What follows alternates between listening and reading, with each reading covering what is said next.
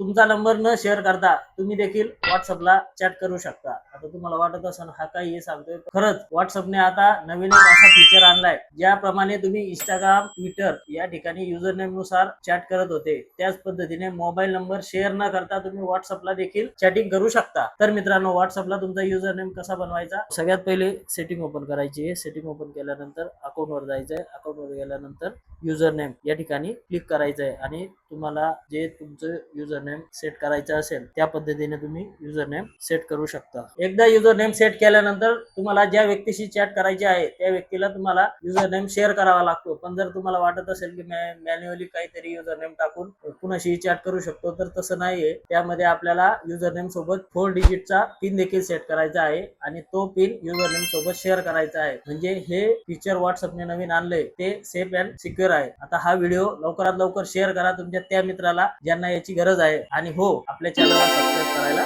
विसरू नका।